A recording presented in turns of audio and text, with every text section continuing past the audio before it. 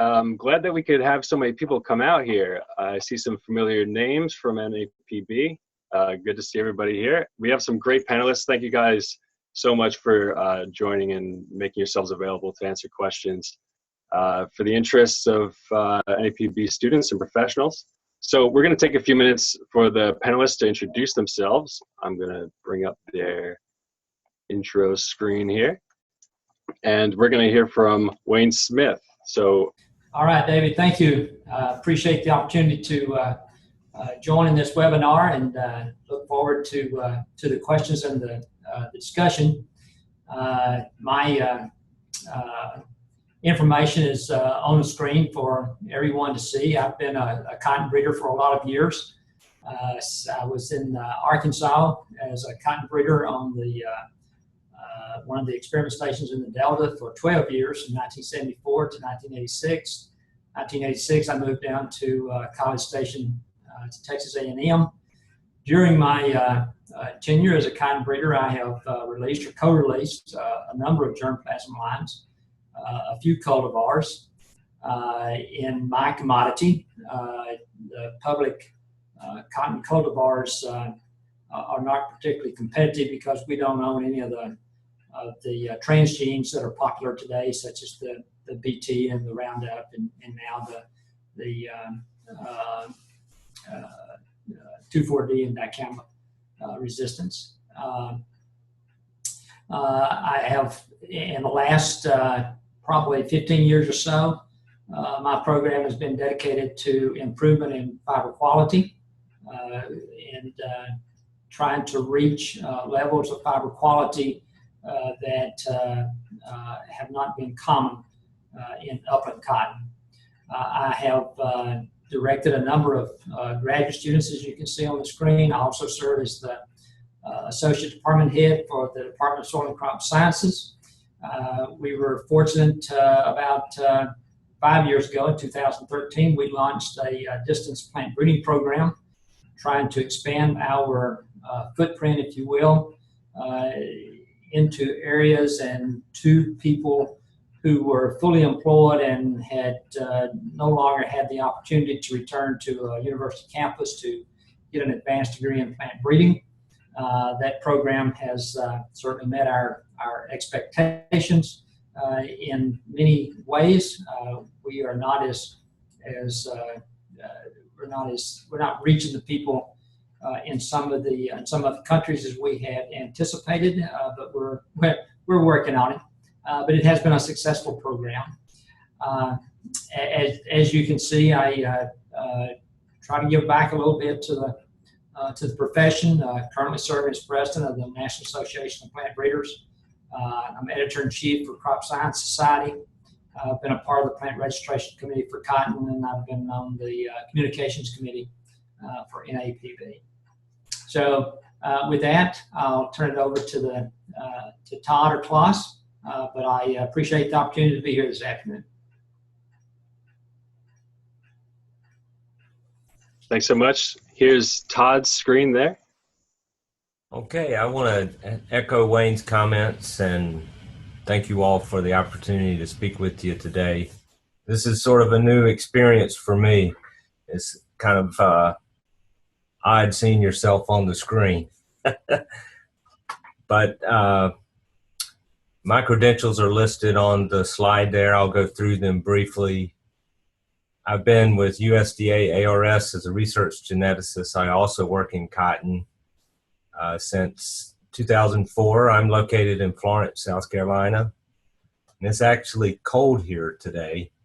And what we call cold is about 55 degrees. So, I've been here since 2004. Prior to that, I was a rice breeder in California for the California Cooperative Rice Research Foundation. And let's see, that was my first job out of graduate school. I went to graduate school at University of Nebraska and studied small grains breeding and genetics. In terms of my organization appointments, I'm currently vice president of the National Association of Plant Breeders. I've been pretty active in NAPB, and I was actually at the first meeting that was the PBCC in Raleigh, North Carolina. So it's been really fun to see the explosion of growth NAPB has seen since that time. I cut my teeth, so to speak, in NAPB working on the education committee, and that's a very active committee. As many of you know, maybe the newsletter is one of the primary functions of the education committee, and it's been really interesting to see the newsletter grow and become a more polished document over time. In addition to NAPB, I'm the editor of the Journal of Plant Registrations, which is essentially the international home journal to registering plant cultivars, germplasm lines, genetic stocks, mapping populations, and so forth. I'm also currently chair of the Cotton Crop Germplasm Committee that's integrated in the USDA-ARS GRIN system. That's all I'll leave you with. I've got a couple of honors and awards that I'm proud of that are on the screen, but I'll leave those for you to read. Thanks so much, Todd. So now we're going to bring up Klaus's screen here. And Klaus? Okay, thank you. So hopefully you can hear me good. Thanks for inviting me. I'm looking forward to the questions and the discussions we're going to have. So I work for Corteva. You probably haven't heard that name yet, but Corteva, actually, I should pronounce it correctly, is the new company that will be a pure agriculture company that will emerge out of the DowDupont merger. And so it's maybe not a surprise that I'm just still in Indianapolis here right now in this room, but I'm just in the process of moving to Des Moines, Iowa, where you know who is there. And so I'll be working out of Des Moines, Iowa here probably by the end of May, early June. My current role, or I guess my future role in Corteva AgriScience, by the way, Corteva comes from, it's from the word core, which has a relationship to the heart, actually. And also Teva is an old Hebrew word. I think it's 14,000 years old, apparently, that stands for nature. So that's kind of the background of the name Corteva. And in my future role, or my current role that I have, I'm the breeding and operations and logistics lead for North America corn. So what does that mean? It's about 50% administrative and 50%, you could say, science. What do? I do sort of strategy implementation, new breeding strategies. For example, right now I'm highly engaged in implementations of UAVs to measure traits in the field. To implement that, that's part of my role, but I'm also involved in people initiatives, which has to do with my past role that I had in Dow AgriSciences when I was the North American breeding leader for basically all of the crops that Dow AgriScience, all the crop breeding activities that Dow AgriSciences had. And that was a pure administrative responsibility, really. So I was in charge of all the stations, the people, the assets, the investments, human resource issues, and all kinds of things like that. So budgets, completely different from, say, or quite different from what I do now or what I did before. You know, when I was a global temperate corn breeding leader at Dow AgriSciences, I was responsible to develop the corn breeding strategy, but had no people reporting to me at all at that position. So kind of shows you a little bit that in private industry, you go through, look at the roles, you go through different roles and they force you to change your approach because what you're being asked to do is very different from what you did the previous 4 years or the previous 5 or 6 years after that. Before that, initially, you know, I came from Germany. You can see that, and I started with the German company KWS. Did my PhD in Hohenheim University with Dr. Geiger, and then went from KWS to Aventis, which basically became Bayer eventually, and had a small stint in a startup company called MTI before going to Dow. I think that's probably enough. I'm currently the past president of NAPB, but I'm also doing consulting work with mostly through the Gates Foundation. I've also consulted for the Siegel Family Foundation. Currently, I'm going to start to be engaged in the nanobreeding project again, also in East Africa. So that's kind of what I do. So I think then we can probably start with the questions. Okay, great. So we have a great spread of expertise here. And so I'm very excited to start off with some of the questions we have prepared. And for all of the attendees, if you have any questions, you can submit those in the Q&A box, and we can address them as we go, or we'll be getting to them for an open Q&A portion after we hit these main topics. So the 4 main topics we're going to be going over here, and we can probably talk all day about any one of them: NAPB's mission, germplasm and information, breeding theory, and breeding outlook. So we've got great representatives from across the board here with Wayne, Klaus, and Todd. So we will begin. I'll just start with one of the questions for NAPB's mission.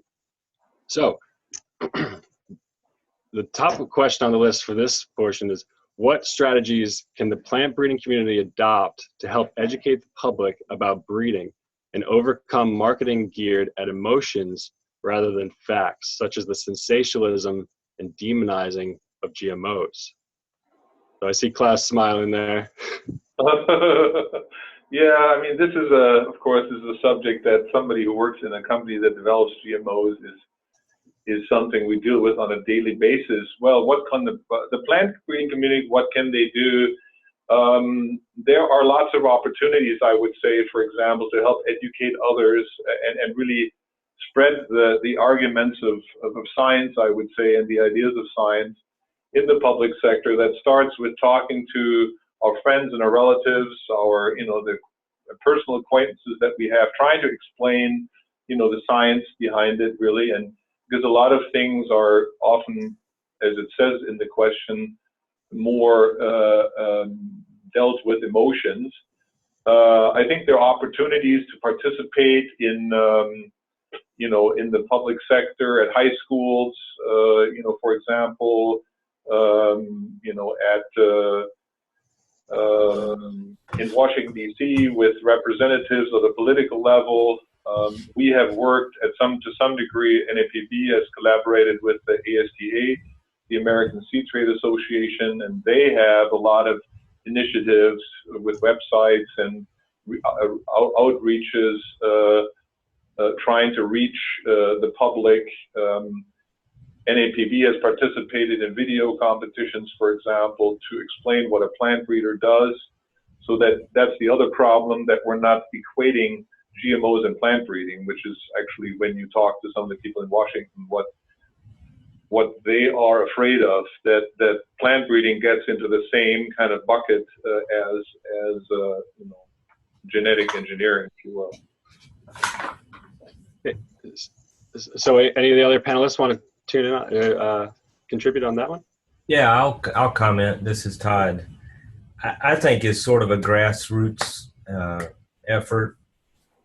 Oftentimes we get opportunities to talk to civic organizations or elementary schools or high schools or middle schools or some other type of organization.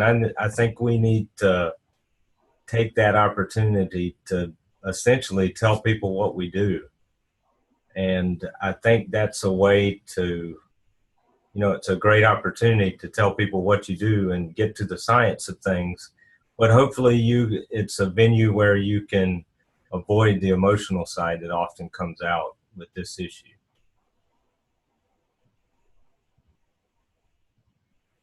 I think those are all good comments, and they addressed the issue well. This is an issue that is not unique to plant breeding. We have the same issue with agriculture in general.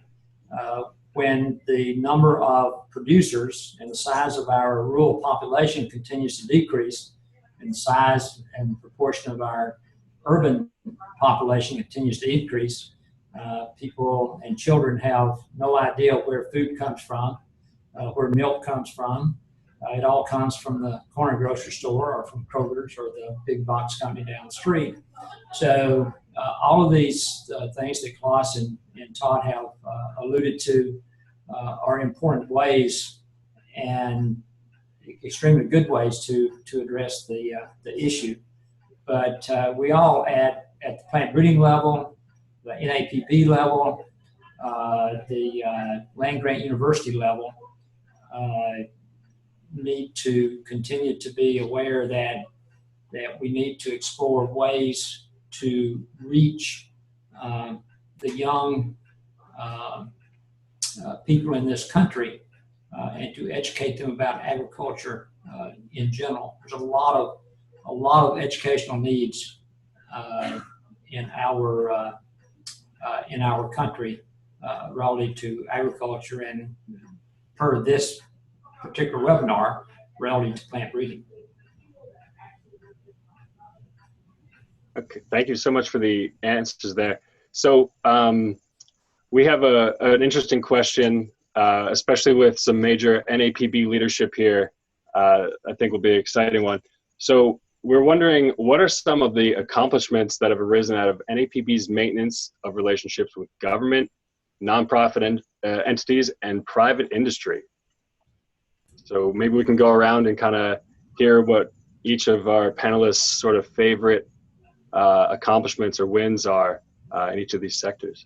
Yeah, let me take that one first, and then let Klaus and Todd comment. And Klaus has already alluded to this. We work with the Agronomy Society of America, CSSA, Crop Science Society, and SSA, or the Tri-Societies. We have participated with them in congressional visits days for the last 2 years, maybe 3, Klaus, you can correct my memory. And we support 2 students each year to go to Washington, D.C., participate in that event, talk to staff and congressmen and congresswomen about agriculture, and specifically for those 2 individuals about plant breeding. We have developed, I think, over the last 2 years, a much closer relationship with the American Seed Trade Association and have participated in identifying success stories in plant breeding, getting the message of plant breeding out through the American Seed Trade Association. I think those 2 events, those 2 things are leading the way, particularly the association with ASTA, for NAPB to be more relevant to getting the story out and improving the recognition of plant breeding and agriculture in general. And while it is more relevant to another question on the original list, that association with ASTA has led to the National Association of Plant Breeders being recognized as a scientific society or a scientific organization that represents a specific discipline within the agricultural sciences. And I think that's been has been a great accomplishment on our part. A lot of people have done a lot to enhance that reputation and put us in that position. And I think going forward, we're going to have more opportunities to participate in with the decision makers in the country. Right, and I would add, I mean, we've also participated, for example, in direct congressional visits together with ASTA, for example, collaborating with them, participating at the same meeting. I would say also our relationship with PBCC and sort of reaching into the public sector and all the land-grant universities, I think, has been, successful, and we've had a lot of cross-functional, I would say, communication and stimulation of activities in that area. So I think USDA recognizes us as a player, and it actually supports our meeting pretty much every year in a significant way. So I think that most of the key players that are out there in our area are recognizing us now as an important specialized organization for plant breeding. I agree. I really don't have anything to add that hasn't already been voiced. I would just say that oftentimes I feel like NAPB is the middle ground that helps connect these different organizations, whether it be the Tri-Societies or ASTA, and primarily because NAPB is such a diverse organization to begin with a lot of private and public participation both. That's great, and it's very exciting with the opportunity for some of the students to engage with the political leadership, and I certainly hope some of the attendees will have their eyes on that in coming years. So we'll move on to the next topic of questions, which is germplasm and information. So we're wondering what incentives currently exist and how can we continue to improve the maintenance, characterization, and use of germplasm banks. I think we have some great panelists here, especially to address this. Well, I'll take the first shot at it.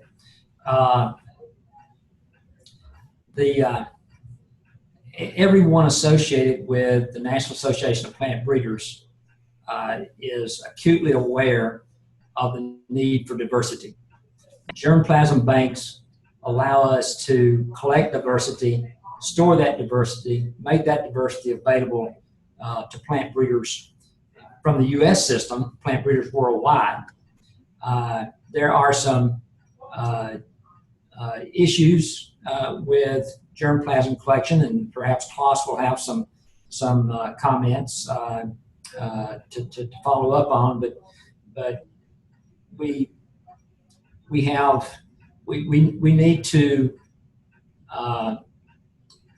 find better ways or enhance our ways of getting private industry germplasm into the collection for the future.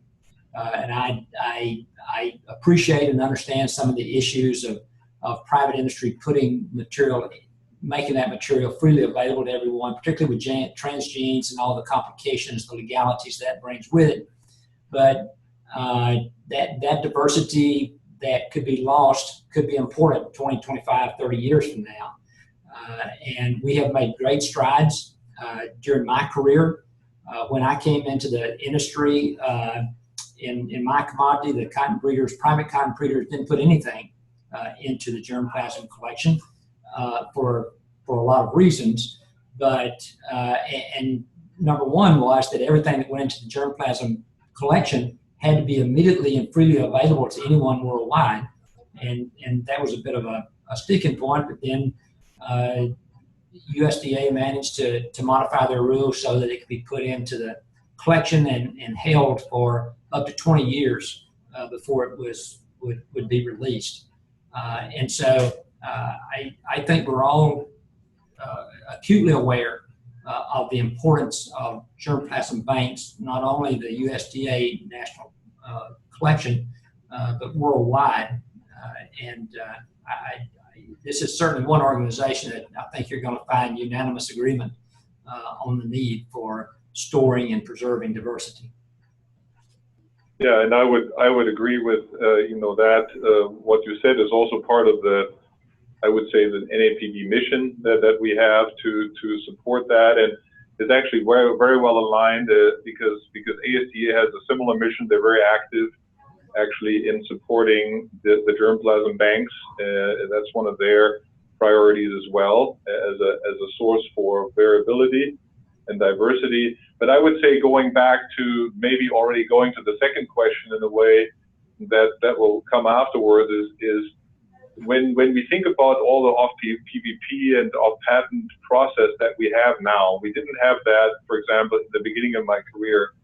When I came to this country, we have that in corn, we have it in soybeans, where essentially anything that goes off patent is actually made publicly available, in that case actually to everybody, including international.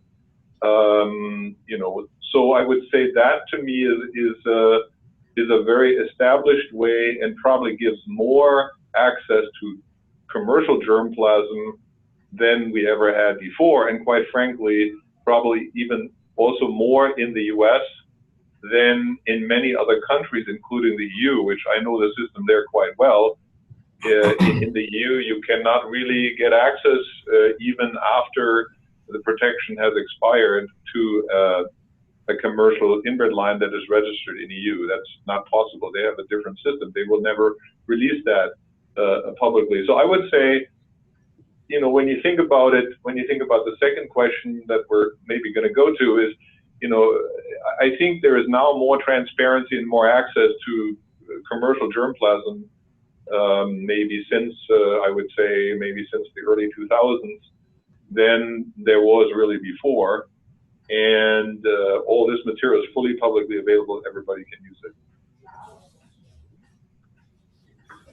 I would just add that our breeding and genetics toolbox has sort of expanded in recent years, and this kind of gets into some questions that are going to come later about new technologies. But I think the germplasm collection is extremely important for the things already mentioned, but also we have new tools at our disposal now that may allow us to more precisely use specific genes or alleles present in accessions within the germplasm collection to allow us to use it more effectively.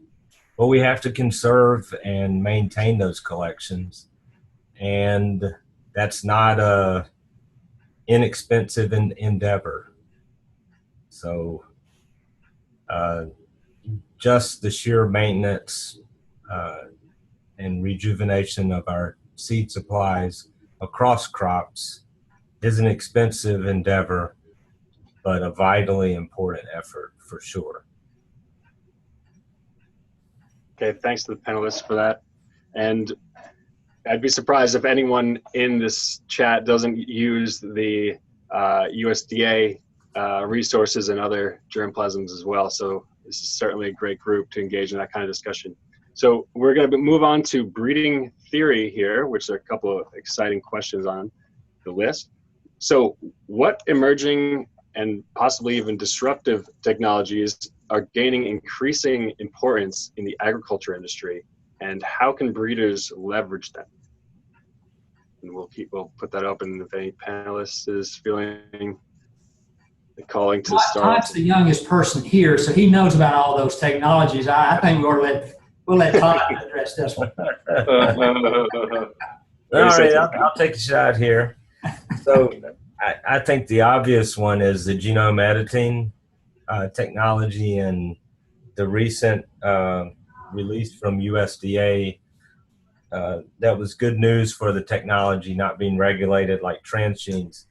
I think it has great potential, like all the other tools we have in our breeding toolbox.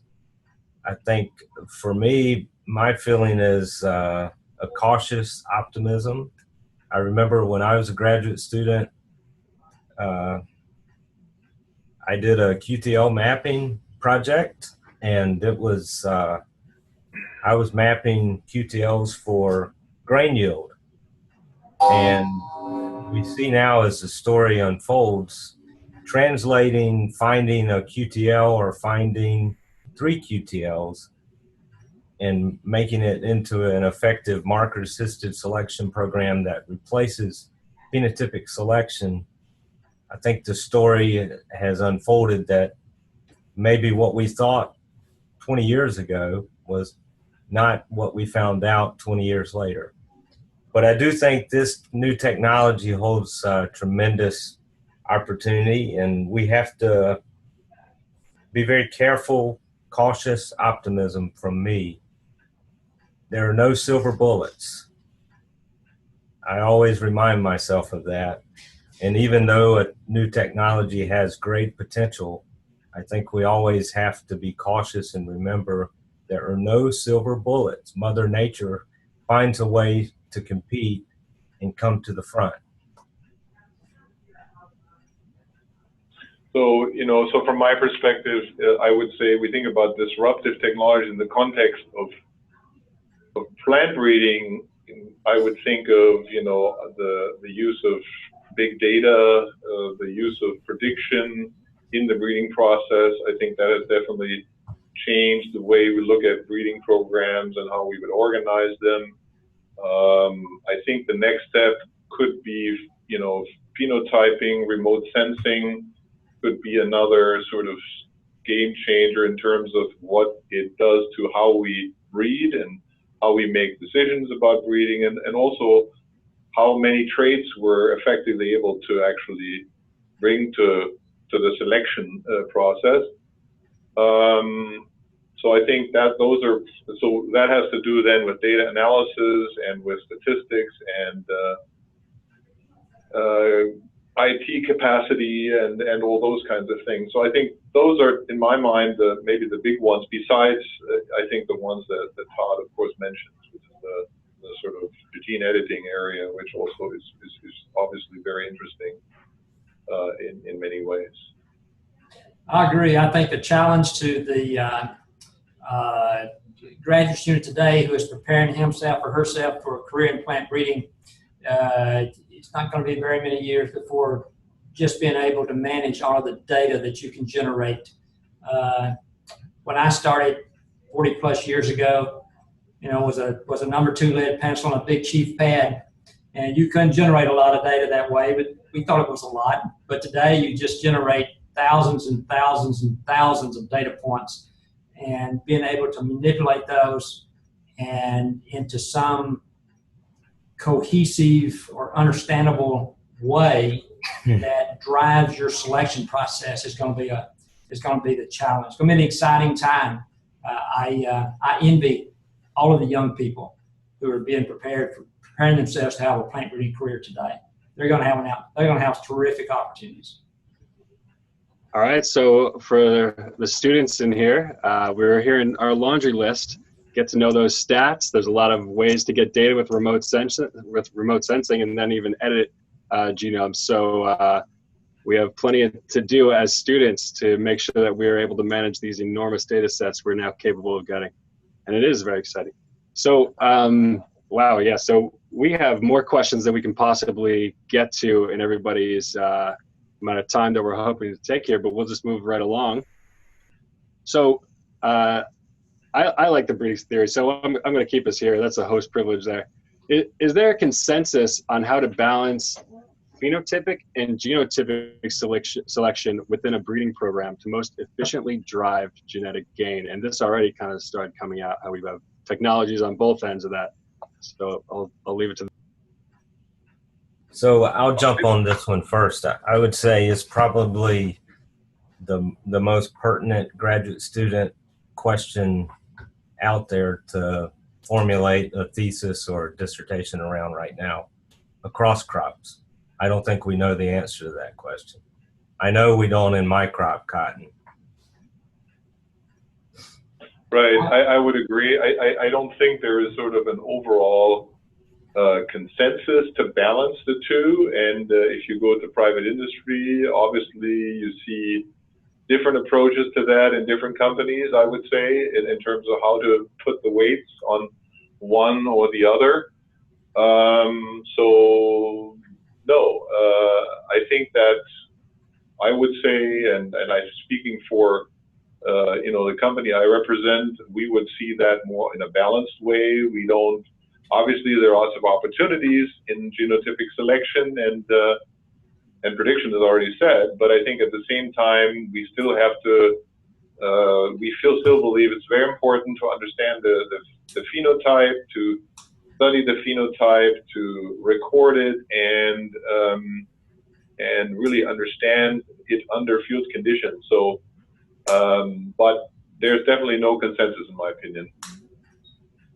I will agree with those comments. I especially appreciate Klaus's comment, because I was sitting here thinking, yes, all that is true, but we know that phenotypic selection works. And to paraphrase Dr. Borlaug, plant breeder needs to go to the field, and if he looks at his plants long enough, they will begin to talk to him and tell him which one to pick and which one to leave alone.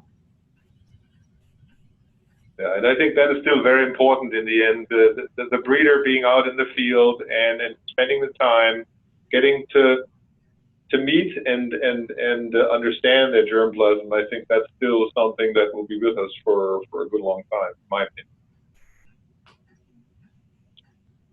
Okay, that's great discussion points. So we'll move on to breeding outlook here, and I'll just keep an eye out for Carrie or Mark to let me know when we want to start thinking about wrapping up for time. We have already come along here. So in the breeding outlook topic, we were wondering, what is the best way to attract more PhDs in plant breeding to contribute to solving international food security issues?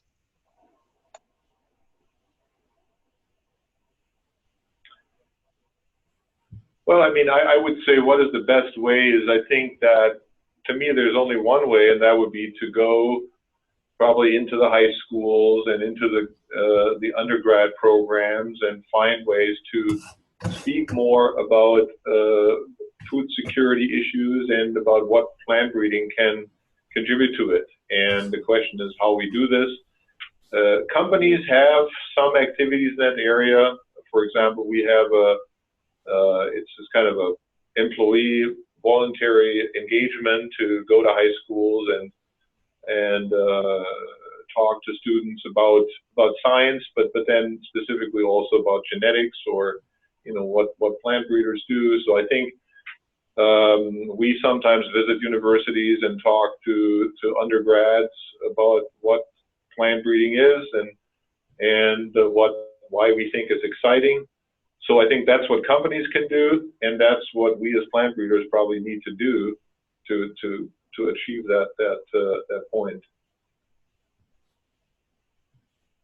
I would say it's a very exciting time to be joining the plant breeding field if you're a high school student or an undergraduate student, because agriculture now, as I see it, we have so many of the new technologies that really attract younger students. We have the big data that has been talked about. We have computer science, bioinformatics. We have UAVs, remote sensing, all sorts of high-tech stuff that has become, maybe you might think of it as commonplace in agricultural research at least, that makes agriculture more than just your traditional field plot, corn plot in the field, So there are a lot of other ways to attract students. And I think, I can't remember the report, but one of these reports came out talking about the hot fields for students to go into in the next 10 years, and agriculture was top 3. Just because mainly of these things I'm talking about, the technology. So how that translates to solving international food security issues, I'm not sure, but maybe it's a numbers game.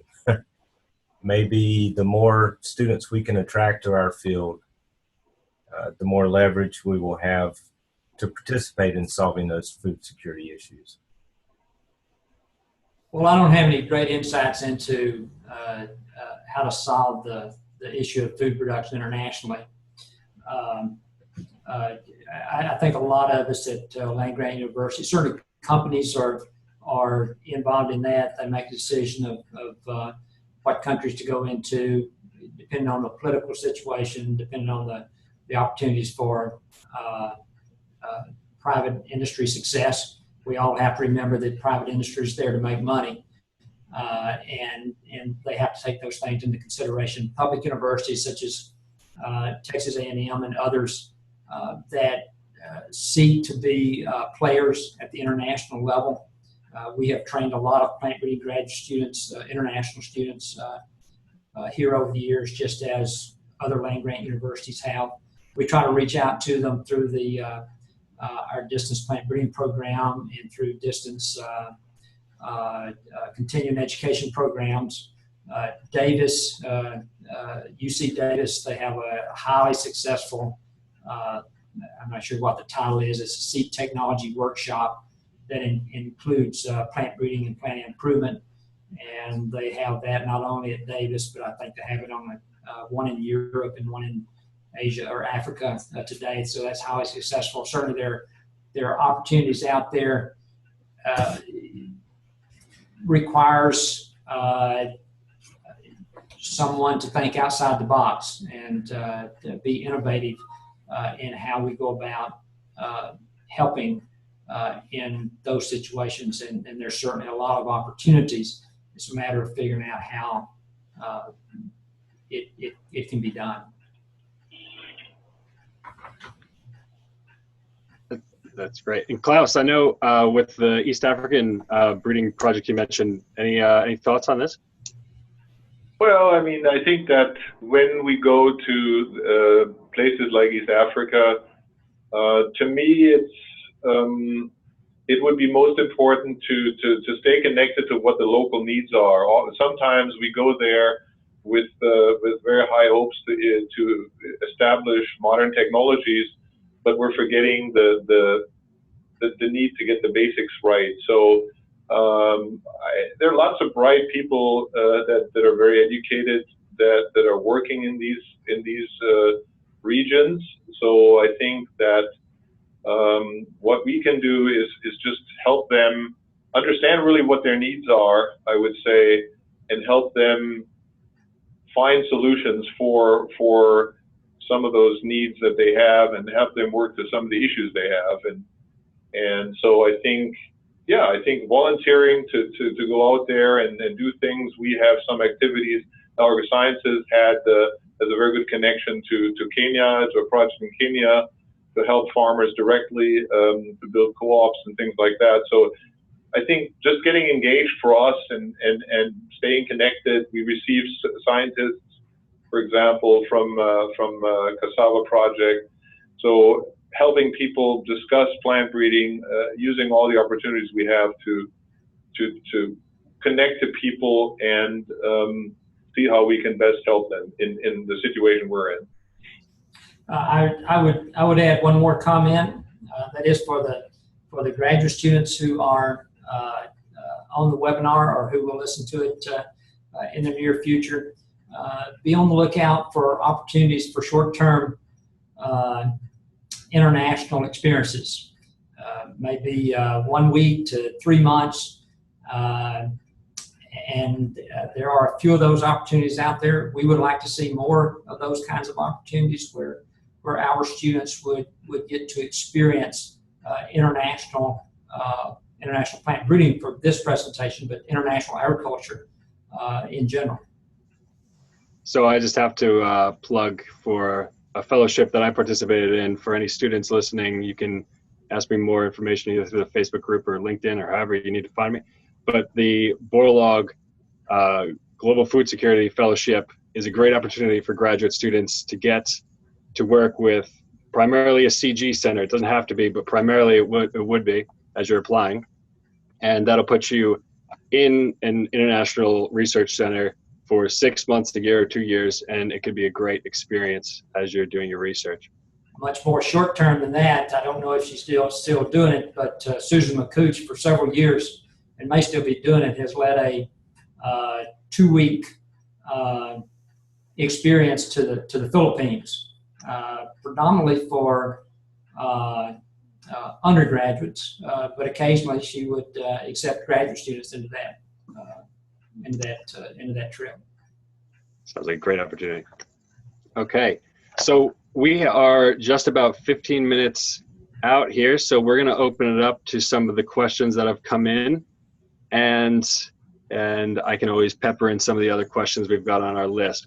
So we have an anonymous attendee asked, can you give any specific success or failed examples in which different private or public organizations have worked to offset the cost of maintaining germplasm collections? So I know we've got Todd here, works with GRIN. Does anything come to mind that answers this question for any of the panelists? I think there are probably examples internationally in underdeveloped countries where maybe, I don't have any specifics, but there may be examples in a underdeveloped country where they didn't have the resources to have a backup for their primary collection and it's lost. And we have USDA National Plant Germplasm System has accepted, at least at one occasion from one country several years ago, that was having some political strife, and we accepted, we held a sample of all of their accessions for them as they tried to recover from internal political strife. That's great. Okay, so we have, okay, so if any other attendees, I think we had another one that was already settled in the text chat there. Any other questions, please feel free, and I'm going to bring it back to another breeding outlook question we had prepared. So this question is basically about what our panelists would recommend a PhD student or postdoctoral researcher think about incorporating into what they're learning to fill the needs that exist in private industry. Okay, so that's probably a question for me, I would say. Well, so so I think we talked about early already about maybe some of the scientific fields that probably would be important or beneficial to be exposed to from a technical perspective, because that's what the companies are currently working with, looking for in a candidate. I would say beyond that, it's really about it's some of the things that you may be having a harder time to learn in the current PhD education system. So that would be about what we would call soft skills, interpersonal skills. You mentioned that, and so it's more around, for example, working in teams, understanding how to work in teams, understanding how to lead a project, which doesn't necessarily mean you're equipped with superpowers, but you have to essentially be able to influence people to create a direction and then to create a result, to produce a result at the end. So project management skills, working with others. So I think those kinds of skills would be very important from a private industry perspective, and probably are historically less part of a graduate education. I see more and more emphasis on this. There are more and more programs on this at different universities. I think the public institutions, the land-grant university, are discovering that area as a sort of an additional, a new area to work within. We have actually, NAPB will have a pre-seminar for this year's meeting in August in Guelph, where we will bring in a consultant, external consultant that will train grad students in essentially exactly these areas that I mentioned before. So what Klaus is saying is, despite what we've mentioned about the emerging technologies, something that he would want to see is teamwork, which is a cool concept, and that I would be looking forward to that training at Guelph, and I'm sure many other attendees would be as well. So I think that I would be surprised if Wayne and Todd didn't have some great insights into this as well, with as many careers being launched from ARS, kind of postdocs, and Texas A&M a great place to be coming from with agricultural training. Well, I would echo Klaus's words, and Klaus was a bit modest. I will express my appreciation to him for being one of the leaders in developing the soft skills workshop or seminar that's going to predate be the day before the NAPB meetings this year. Information will be coming out on that to all of the potential attendees on our listserv. He and Emilio with Monsanto are leading that effort, and personally, I hope it becomes a standard part of our NAPB meetings for the graduate students who are part of our organization. I would echo his comments in that I have talked with Klaus and his cohorts for several years now, and soft skills always somehow work themselves into the conversation. And as I try to tell, particularly PhD students here, the day you leave Texas A&M and you get that job, you will be immediately managing people and managing budgets. And we need to at least introduce you to a few of the concepts that are involved in that management and the kind of skills that will help you in that role. So I am again at the PhD level, I'm a big supporter and believer that our students should be introduced to management of people and dollars. And I would say translating those skills from the private sector to the public sector, whether it be a career in academia or ARS, those same skills are highly necessary to be effective in those industries as well. The days of the plant breeder being the lone team member, they're gone. And so we have to talk and coordinate and collaborate, communicate with a diverse group of people, from engineering to computer science, the traditional pathology, entomology, statistics, molecular biology, genomics. I just named a few. Okay, so for the students, don't be too shy to get your hands dirty with project management and budgeting as much as you can to get ready for those real-world challenges when you land the job. So we should have time for another question at least, and if there's any final questions, we might be able to sneak it in as well, so let them come in. So this is okay, so we've touched on this a couple other times, but you know, I'm seeing on the job postings, you know, in Monsanto, there's a lot of data analysts type positions. There's a lot of statisticians, not necessarily where it could be filled by a PhD, but similar type of tasks. So, what do you think that plant breeders at the PhD levels would ultimately become replaced by statisticians or data analysts in a majority of companies? Do you see that trending that direction? I don't know if Mark's visible here because he's kicking us out, but I'm sure he'll let us know. Okay, all right.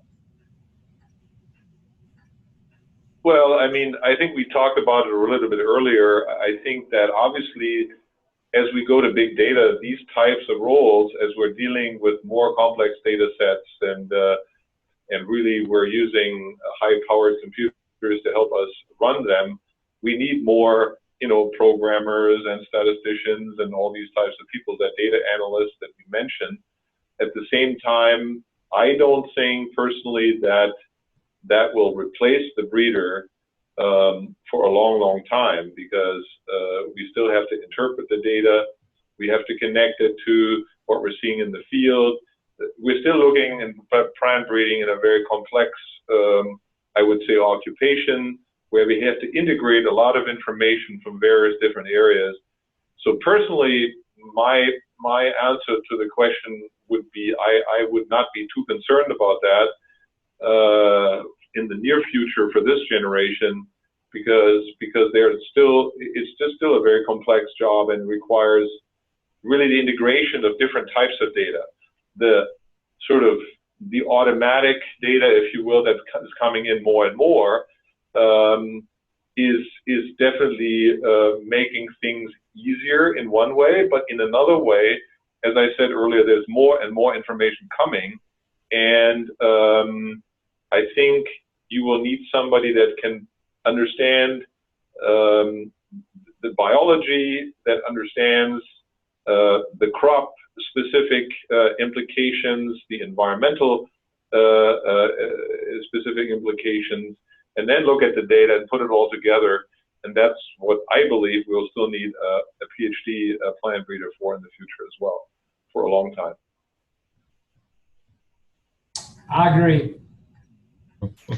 And in fact, I'll chime in just as the sort of software developer. I'm not on the panel, but I'm an adjunct instructor at a community college, and I occasionally get folks from other areas who will take an intro computer programming class. So I guess my sort of plug would be that for folks, if you're in the plant breeding space and you're in graduate school, is look at a sort of an intro level computer programming class, because the more you understand databases, data handling, those things, you might not be the one writing code, but you'll have the ability to work with software developers, data analysts, and those folks. You're going to better be able to sort of get across to them what you would like to do with the data and better ways to process that. Yeah, that is something I would actually absolutely support. You know, that's definitely something that would be a good preparation and prepare you for the future. But I would say what I see nowadays, the grad students are really heavy into running their own R processes and programs, and are getting pretty heavily involved in these things, as far as what I can see. But that's exactly right. I will add to that it's something we struggle with constantly in academia, is what is the right mix and expectations of the hard sciences that we expect of our students.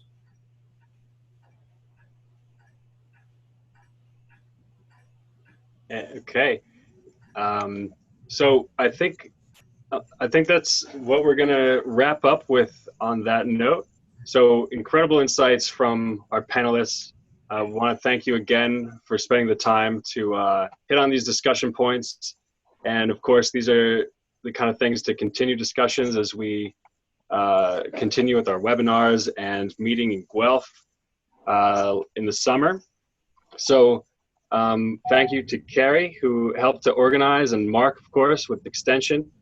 And I think this is going to be available online. We have recorded this, so if you want to share with any of the colleagues that were not able to attend, please do. I think this will be on YouTube. So yeah, Chris just put a link in chat for folks. So you probably got here via the Learn event at learn.extension.org, but that page will be updated upper right-hand corner. I think there's a link where the recording should show up, and then that'll link to the YouTube page. Fantastic. And let me add, if you got just a moment, my appreciation of that of the leadership of NAPB to you and Kari and everyone else who made this webinar possible. The graduate student working group and the early career working group, you guys are doing a great job. Thank you. Thank you, Dr. Smith. I wish we could have set aside 2 hours to hear all the discussion that you had. Okay, thanks so much. And we'll wrap it up there. Okay. Thanks, folks. Thanks, everyone. Thank you. All right, thank you. Thank you. Bye-bye.